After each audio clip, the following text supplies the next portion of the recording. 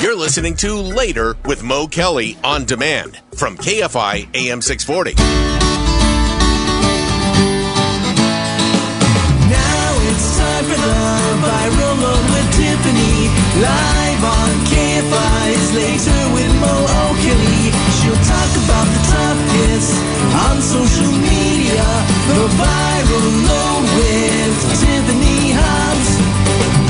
KFI AM 640. It's Later with Mo Kelly. Let's get to the viral load with Tiffany Hobbs. Let's do it. Young people love a catchphrase. Social media has a lot of them. And what's the newest one that's gone viral or going viral on TikTok?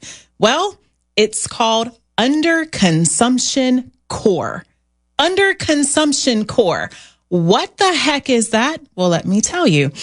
The underconsumption core catchphrase is a trend that represents basically a significant shift in consumer spending and ideas around materialism. You have young people on TikTok who are pushing back against materialism and saying that they feel very pressured by all of the social media advertising and all of the, again, societal pressures to purchase and buy different trends, that they are overwhelmed and want to completely, again, push back against it in a way to be more minimalist, in a way to be more frugal. Some might even call it a bit cheap, but it's all about them monitoring and managing their spending and their materialism.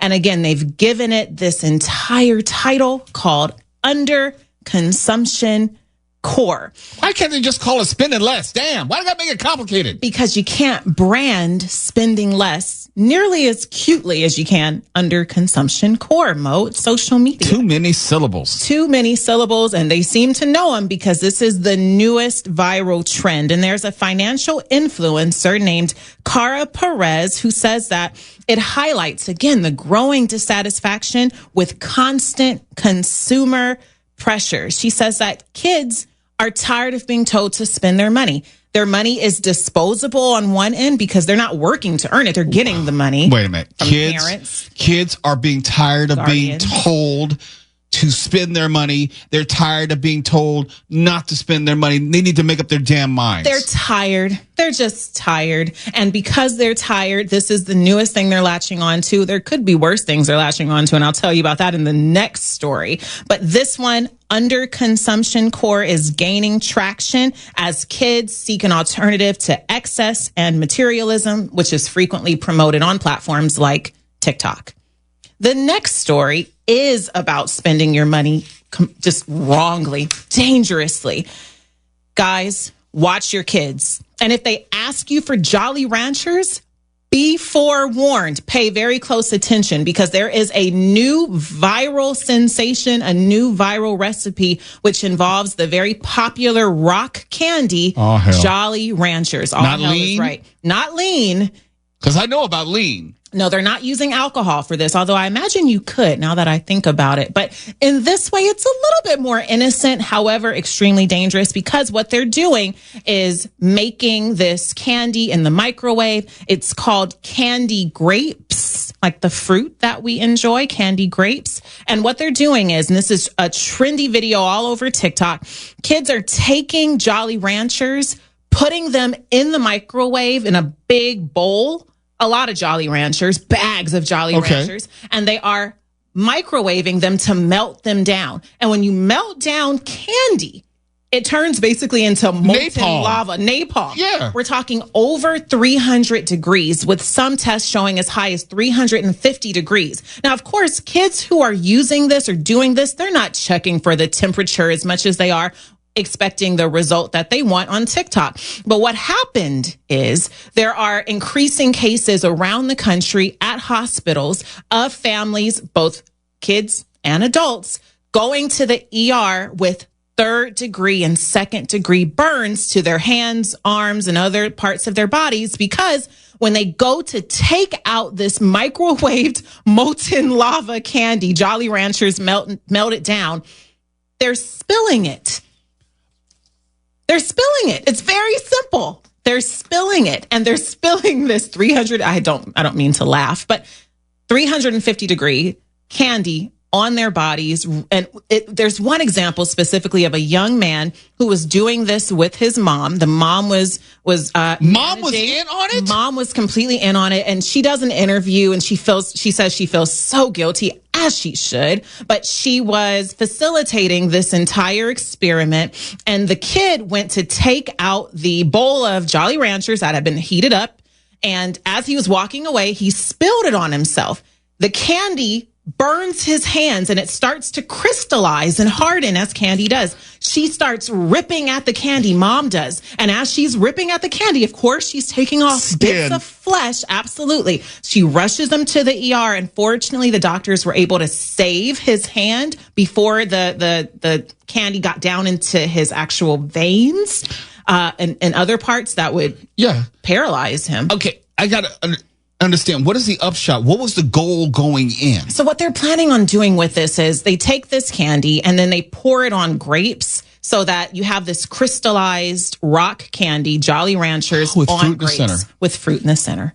Oh my gosh. And it's a viral trend. Does someone actually try this and then put it online, or they're just trying to see if they can put something online and people would be stupid enough to do it? It's hard to figure out where this originated, but there have been people who have successfully done it, and those who don't successfully do it, you don't really hear about them as much unless they go to the news, because I imagine DCFS came knocking and wanted to know why you're doing this with your kid, with your 9-year-old.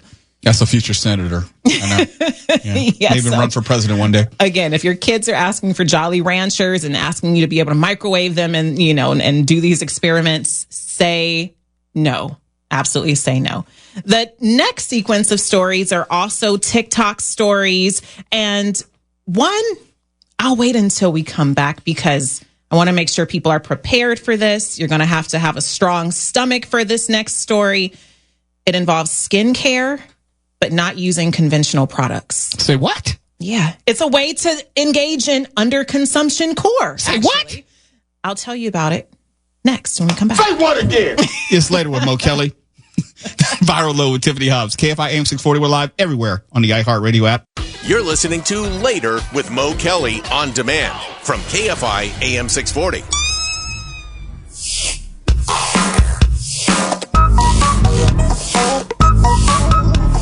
Now on the Mo Kelly Show, it's Tiffany Hobbs, the viral load. She'll speak of all the viral things social media can bring. Facebook, Insta, X, TikTok, the viral load with Tiffany Hobbs. Viral load, the viral load. Yeah. Viral load with Tiffany Hobbs. Okay, wait. Did you hear that? Wait a minute. Oh my God. I rushed into the studio because I thought, wait a minute, we can't play that Prince song on the air because there's cussing in it. If you know the original version of Erotic City. Oh, yeah. And I was talking to Tiffany. I said, I thought Eric Lasarda was, in the lab creating something. So I didn't know that, yes, he was. And yes, it was going to be tonight. And it caught me off guard. We got to hear that again. Woo! Run it back. All right. Now on the Mo Kelly Show, it's Tiffany Hobbs, the viral load. She'll speak of all the viral things social media can bring. Facebook, Insta, X, TikTok, the viral load with Tiffany Hobbs. Viral load, the viral load. Viral load with Tiffany Hobbs. We could talk until the dawn. I love it. KFI? Hey, Hobbs. Oh, I like that. I love it. It's Later with Mo Kelly. Let's continue with the viral load with Tiffany Hobbs. Okay. How do I come back from that? Well, this next story, I hope you're ready for. People put a lot of things on their faces. I put lotion on my face from time to time. You do. And it looks really good. You have great skin. So you must have good skincare. Well, actually, it's all the spinach that I've been eating. Okay, Popeye. All right, here we go. Carl's Jr. years ago even coined their tagline or their phrase, if it doesn't get all over the place, it doesn't belong in your face.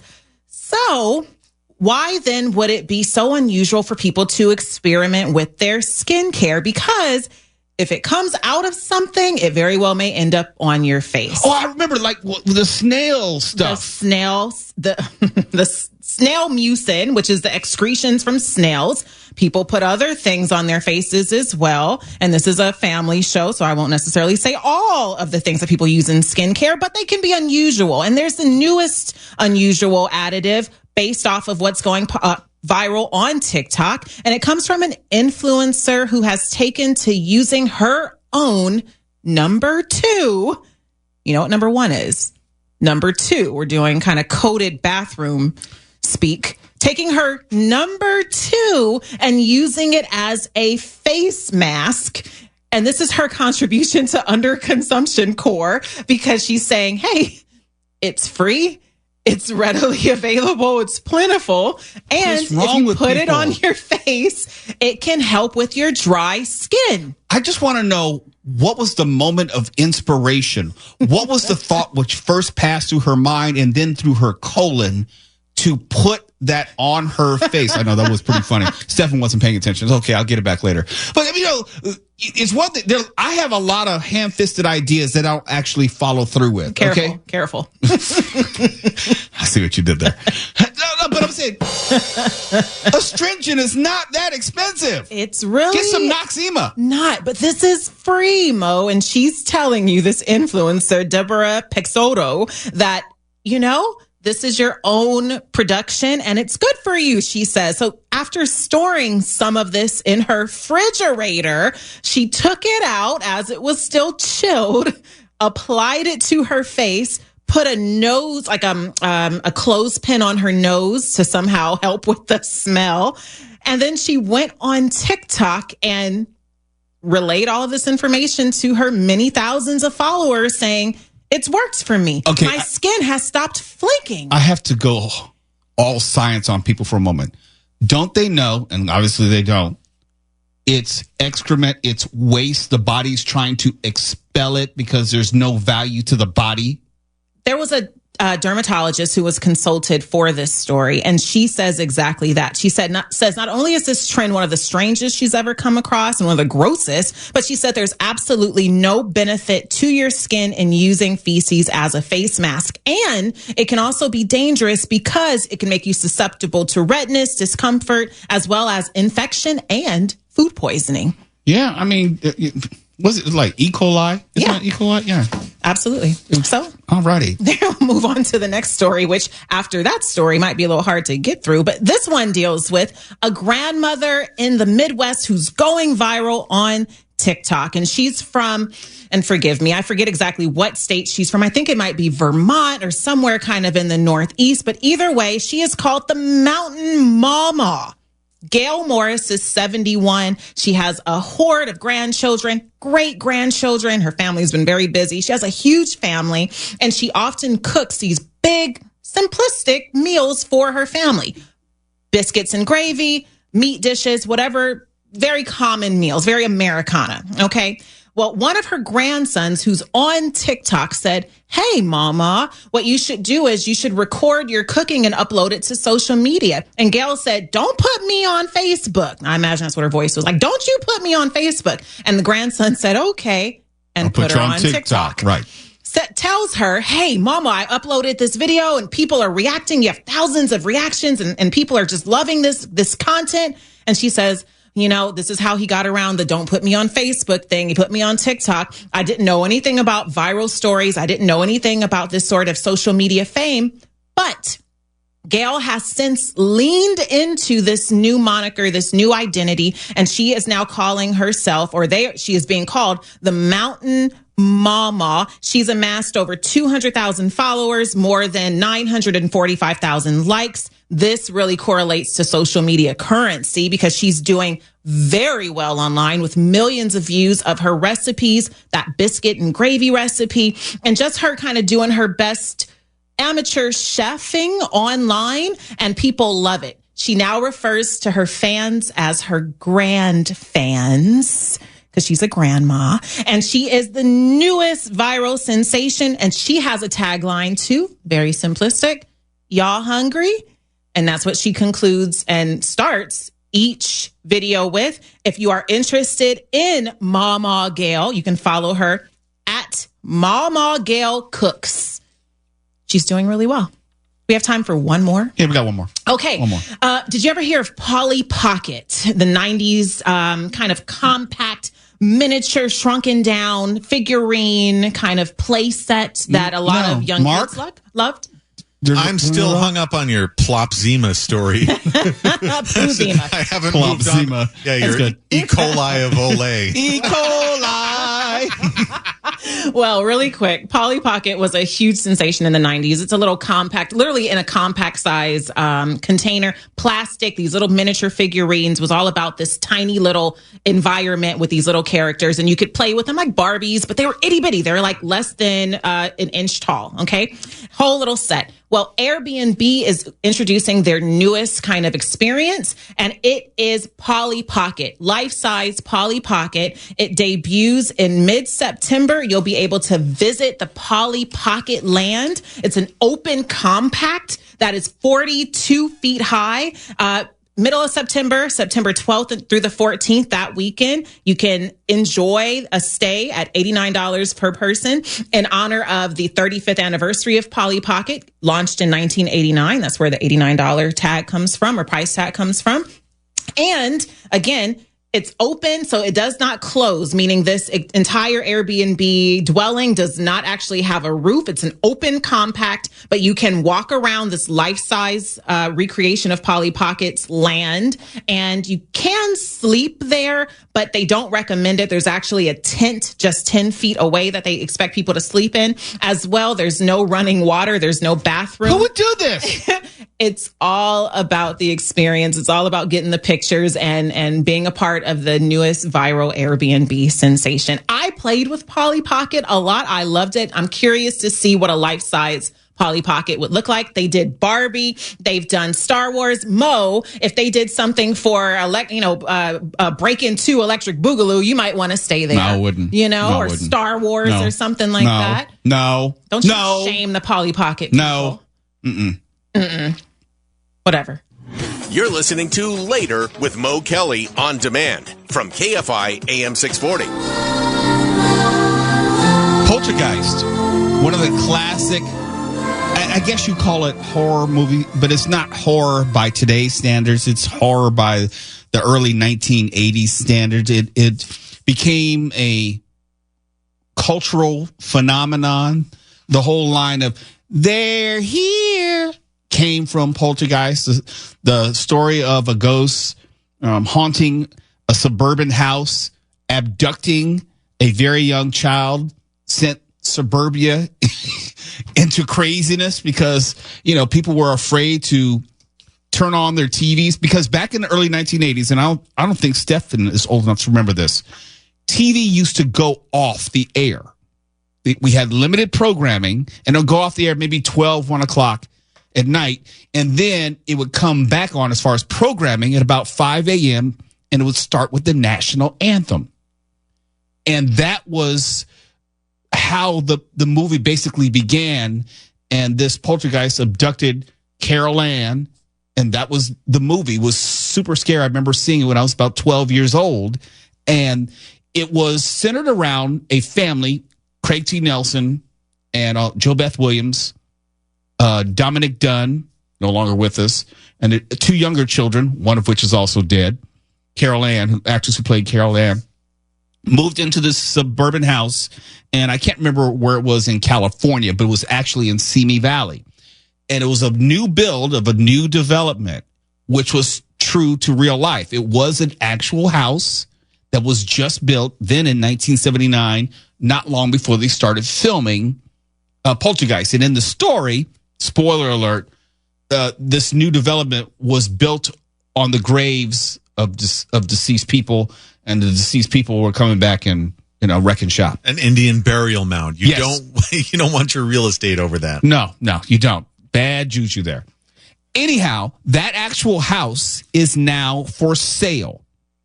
And the house is being listed for $1.175 million, 2,300 square feet, which is not very big when you talk about a $1.2 million house. 4 bedrooms, 2.5 baths. Features, quote unquote, a spacious living room with large windows, a formal dining room, which is very 1980s, a formal dining room as opposed to the open plans of today. I don't know why I'm saying that. Leading to a kitchen and a fireplace in a family room. Fireplace, very early 1980s. That includes a built-in office space. The 4 bedrooms are upstairs with vaulted ceilings and a giant bathtub in the master bedroom and bathroom. I say that to say, if you've seen the movie, all of this is in the movie. I'm quite sure they've redecorated, but the way that they're describing this layout is just like the movie.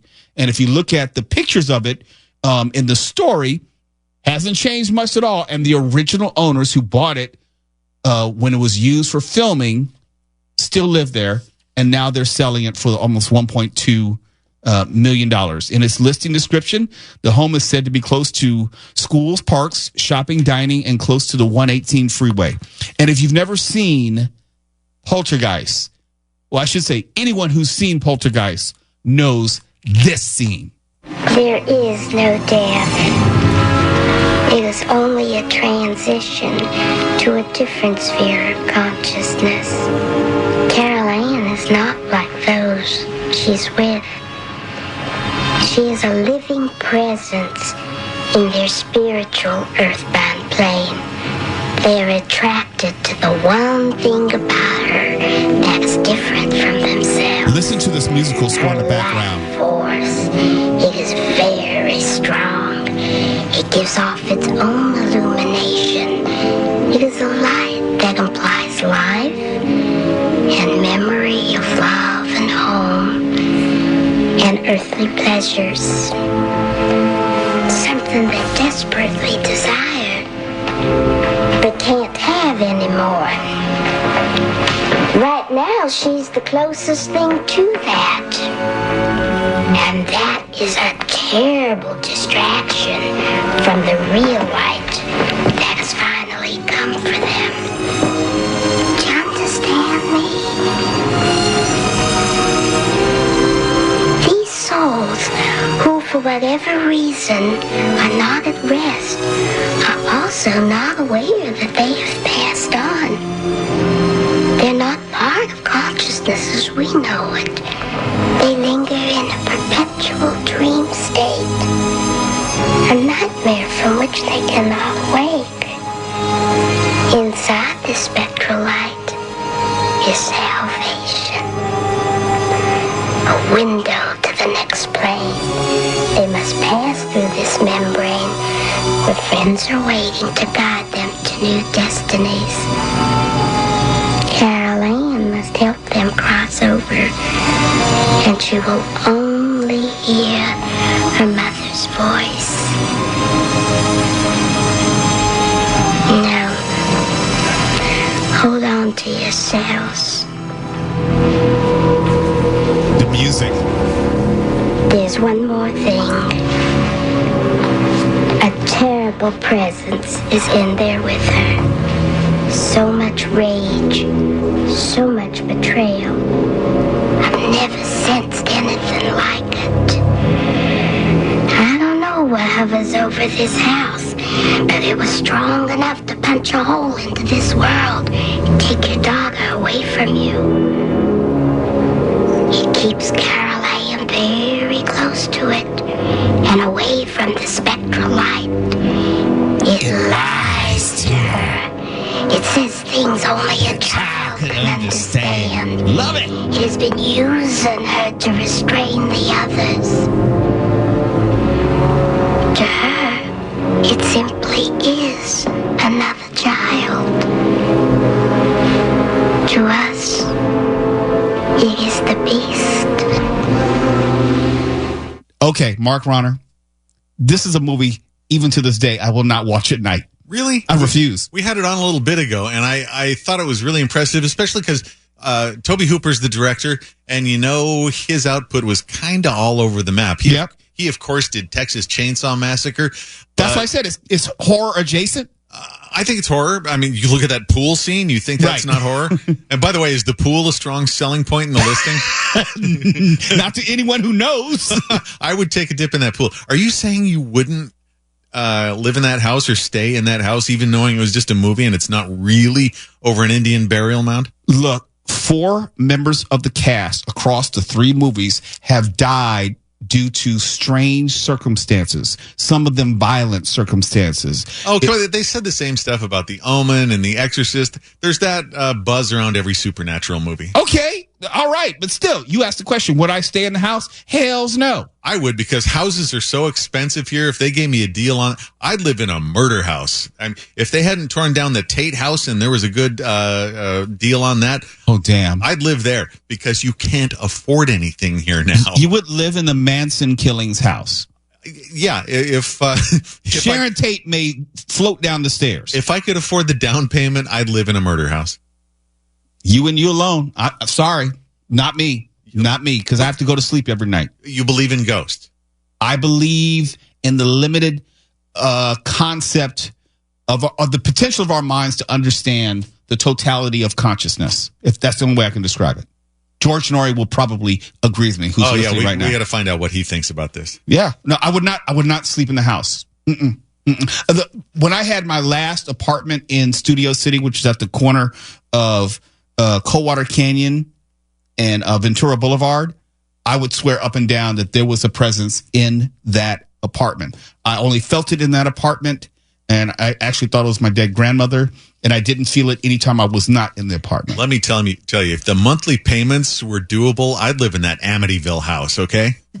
Well, only reason I did stay in it because it was rent control, and this was like 2003, and I was only paying $750 a month. Oh, see, now you're talking. Yeah, but I had to get out. When we come back, we'll check in with George Norrie, Coast to Coast AM, and see what he thinks about whether he would stay in the Poltergeist house. KFI AM 640, live everywhere in the iHeartRadio app.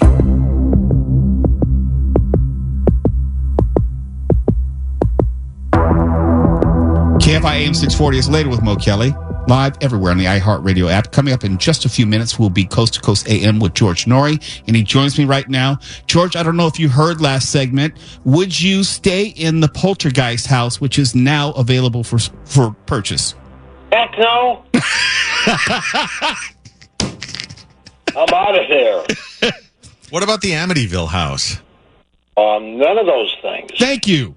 They freak me out. Thank you. Now, where do you sit? I kind of know, but I just want to hear in your words. Where do you sit on the idea of ghosts?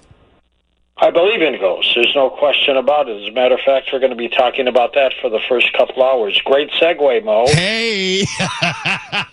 And then later on, managing stress on Coast to Coast. I don't know if I could manage stress if I knew that there was some sort of spirit in my house who was, or what was actively engaging me on some level. I don't know if I could deal with it. I'd have to move. It's real stuff, but it's scary.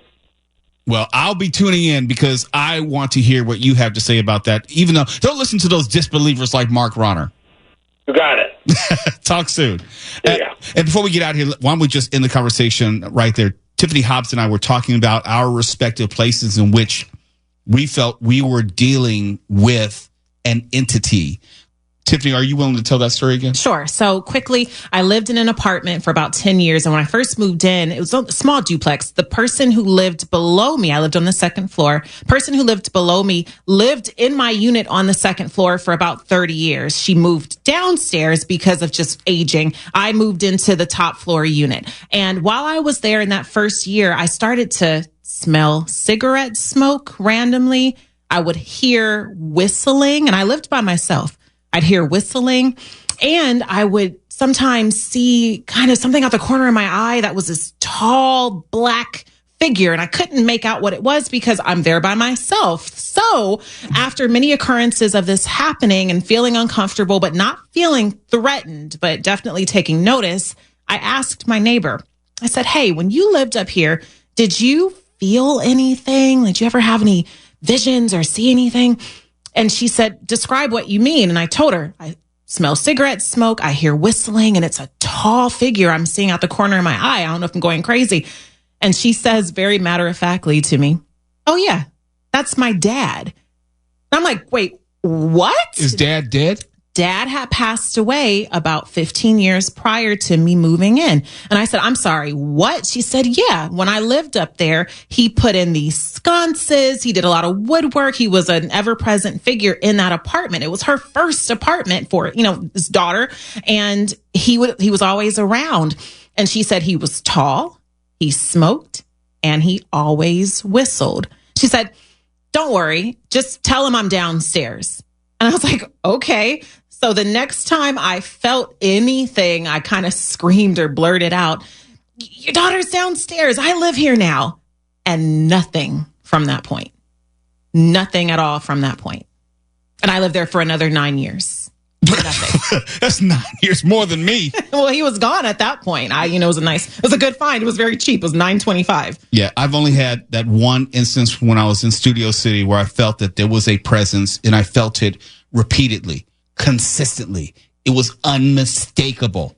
And as soon as I moved out, never felt it again. So it wasn't like I just felt it just to be feeling it. No, there was something. You never been in a room and your eyes could be closed, but you can feel someone coming in the room. Absolutely. That presence of entrance. That's what I would feel. And I wasn't scared, but I definitely did not feel alone. Mm-hmm. Can I call it a ghost? I don't know. I don't know what it was. I just know in our limited understanding of consciousness or existence, we don't have all the words and all the understanding of everything that's out there. So that's all I'm saying. I'm a believer. I definitely believe in that thin veil and something on the other side. Yeah. And if I, when I should die, I will come back and haunt Mark just because, if I should go before him. You wouldn't dare. Oh, yes, I would. And listen, if we're in the same house together and you are haunting me, just get your stuff out of the dryer and I don't care. I'll share. Just as long as you're not in my way constantly. Enough is enough! I have had it with these motherfucking snakes on this motherfucking plane! Everybody strap in! I'm about to open some fucking windows. It's Later with Mo Kelly. We'll see you tomorrow. KFI AM 640. We're live everywhere on the iHeartRadio app. If you find yourself agreeing with everything we say, we're doing it wrong. KFI. And KOST HD2. Los Angeles, Orange County. Live.